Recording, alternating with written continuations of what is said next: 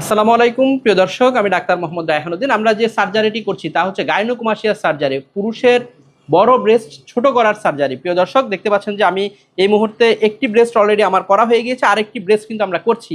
অর্থাৎ এই ব্রেস্টটি থেকে আমরা দেখতে পাচ্ছেন এই ব্রেস্টটি ছোট হয়ে গিয়েছে, এই ব্রেস্টটি এখনো বড় রয়েছে।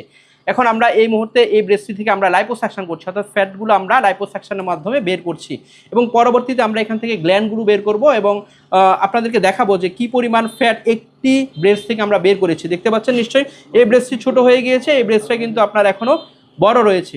প্রিয় দর্শক, দেখতে পাচ্ছেন যে আমরা কি পরিমাণ ফ্যাট আমরা বের করছি তা আপনাদেরকে দেখাচ্ছি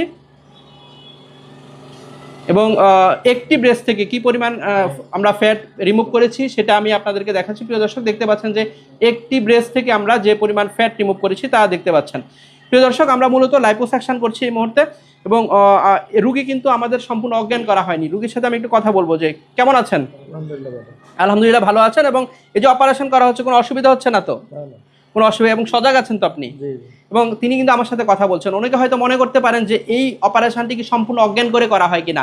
না, সম্পূর্ণ অজ্ঞান করে কিন্তু করা হচ্ছে না। ওনার সাথে আমরা কথা বলছি, তিনি রেসপন্স করছেন অলরেডি এবং হচ্ছে কোনো অসুবিধা হচ্ছে না, তিনি বলছেন।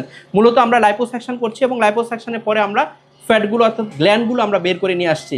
দেখতে পাচ্ছেন দুটো ব্রেস্টের মধ্যে কিন্তু ডিফারেন্স অলরেডি বোঝা যাচ্ছে।